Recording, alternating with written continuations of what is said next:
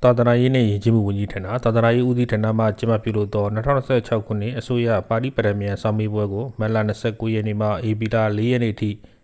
ရရင်ဒေသကြီးမြောင်ခရိုင်ကျန်းကီမြို့ညောင်ပင်ကျောင်းတိုက်စာစစ်ဌာနတွင်ကျင်းပပြုလုပ်ခဲ့ပါတယ်။အဆိုပါအစိုးရပါတီပထမံဆောင်မေးပွဲကျင်းပပြုလုပ်ရခြင်းနဲ့ပတ်သက်၍တာဝန်ရှိသူများ၏ရင်းနှီးစကားသံကိုလည်းယခုလိုကြားသိခဲ့ရပါတယ်ခင်ဗျာ။ဦးစင်ပွဲကတော့ဦးစံဒီမှာဖြစ်ပါတယ်။ရွှေတောင်ကျောင်းတိုက်ဖျားကြီးလန်းရွှေတောင်ကျောင်းတိုက်မှာနေထိုင်တဲ့သတင်းသုံးနေထိုင်တဲ့ဆရာတော်ပါဒီပါဠိပထမယံစာမွေးမှာတော့ကြီးကြပ်ရေးမှုအဖြစ်တာဝန်ယူထားပါတယ်ခုနှစ်မှာဆိုရင်ပါဠိပထမယံစာမွေးမှာပထမကြီးတန်းက3ပါပထမလက်တန်း5ပါနောက်တစ်ခါပထမငယ်တန်းက9ပါနောက်အခြေပြုမူလာတန်း12ပါဆိုပြီးတော့ခုနှစ်ဝင်ရောက်ဖြည့်ဆို့ကြတယ်ပေါ့အဲ့လိုဖြစ်ဆိုတဲ့အခါမှာလည်းတစ်နှစ်နဲ့တစ်နှစ်စာဖြည့်တန်ဃာတွေကတဖြည်းဖြည်းရှားပါလာတဲ့အတွက်ဦးဇင်းတို့အနေနဲ့လည်းတစ်နှစ်နဲ့တစ်နှစ်များပြားအောင်စာဖြည့်တန်ဃာတွေဖြည့်ဆို့နိုင်အောင်အစဉ်ပြေချောမွန်စွာဖြစ်အောင်တိုက်တွန်းအားပေးပြီးတော့ဒီပရိယတ္တိသာသနာကိုထုံးကားပြန်ပေါင်းဆက်လက်လှုပ်ဆောင်နေပါတယ်စွန်ကွန်းနဲ့ပတ်သက်ကတော့ဦးဇင်းတို့ကျန်းကင်းမြို့မှာတော့ဌာနဆိုင်ရာအသီးသီးတာဝန်ယူထားတဲ့အတွက်ကြောင့်စွန်ကွန်းနဲ့ပတ်သက်တဲ့ဥစ္စာတော့ဒီစာပြေဌာနမှာတော့အကုန်လုံးအစားအဆုံးအားလုံးအဆင်ပြေပါတယ်ပေါ့အားလုံးအဆင်ပြေတယ်စာပြေတန်ဃာတွေနဲ့လည်းစွန်ကွန်းနဲ့ပတ်သက်ပြီးတော့လည်းဘာမှကြောင်းလုံးကြတာမရှိဘူးပေါ့အကုန်လုံးအဆအရရအကုန်လုံးအဆင်ပြေပါတယ်ဦးဇင်းတို့ဒီပါဠိပထမပြန်စာမူဘက်မှာအစာကားတွေအဆုံးထိစွန်ကွန်းဝေယဝစာကောနောက်တန်ဃာတော်အရှင်သူများတွေသွားရေးလာရေးအဆင်ပြေချောမွန်အောင်အဖက်ဖက်ကဝိုင်းရုံကူညီဆောင်ရွက်ပေးတဲ့မြို့မိမြို့ဖတွေကောနောက်တစ်ခါဌာနဆိုင်ရာအကြီးအကဲအသီးသီးတွေကောဟုတ်လားဒီထက်မကအောင်မြင်ကြီးပွားကြပါစေအဆအရရတိုးတက်အောင်မြင်ကြပါစေပေါ့ဦးဇင်းအနေနဲ့ကတော့ဒီလိုပဲစုပေးပါလေဒီထက်မကလည်းဒီသာသနာတော်မြတ်ကြီးကိုစတဲ့တဖို့ထမ်းဖို့ရွတ်ဆောင်ပြီးတော့ဟုတ်လားသာသနာတော်ကိုချီးမြှောက်ထောက်ပံ့နိုင်တဲ့မင်းကောင်းမင်းမြတ်တွေဖြစ်ပါစေလို့ပဲဦးဇင်းကဆုတောင်းပါတယ်မင်္ဂလာပါကျွန်တော်ကတော့ချန်ကင်းမြို့နယ်ကို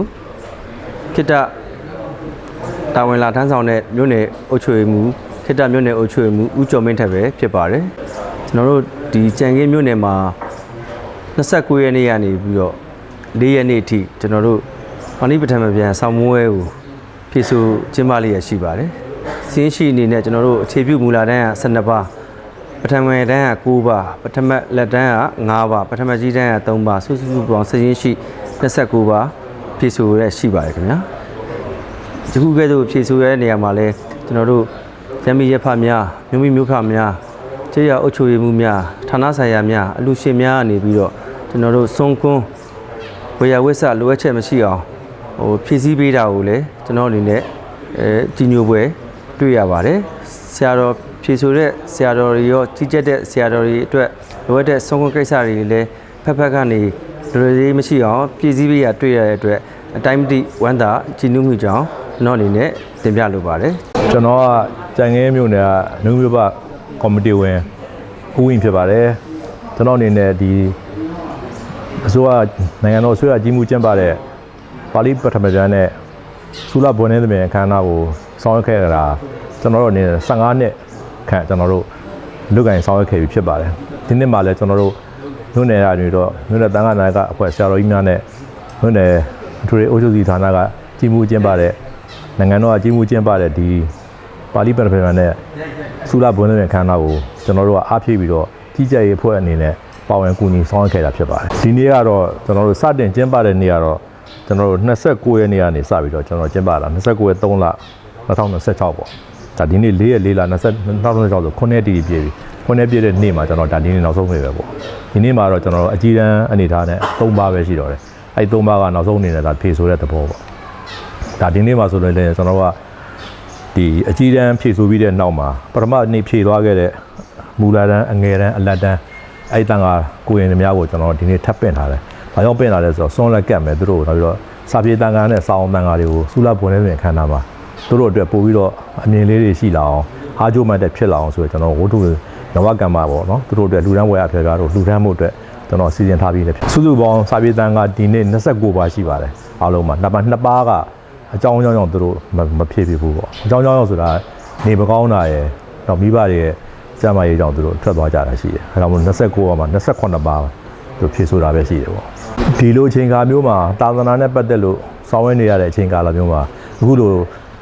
စာပြေတန်ခါတွေရှိလာတဲ့အတွက်ကြောင့်ကျွန်တော်တို့ဒီလူမျိုးဘအနေနဲ့ရော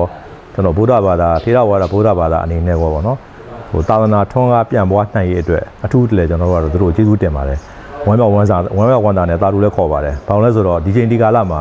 တန်ခါရှားပါတယ်เนาะဆရာတို့တွေအကြောင်းမှာအကြောင်းကြီးတွေဒါရှိနေတာအကြောင်းရင်းသားကိုရင်ဆိုတာရှားပါတယ်ဒါပေမဲ့ဒီနေ့ဒီချိန်မှာအခုလိုအကြည်တန်းအလက်တန်းအငယ်တန်းမူလာတန်းပေါ့လေဖြည့်စွန်နိုင်တဲ့တန်ခါလေးတွေရှိတဲ့အတွက်ကြောင့်ကျွန်တော်တို့ကရှေ့အတွက်ပေါ့နော်ပို့ပြီးတော့စိတ်ထဲမှာအားရကျဉ်းတာရှိပါတယ်ဒီသတင်းကိုဖြိုးလင်းကျန်ခဲ့ပြန်ဆက်မပြပို့ထားခြင်းဖြစ်ပါတယ်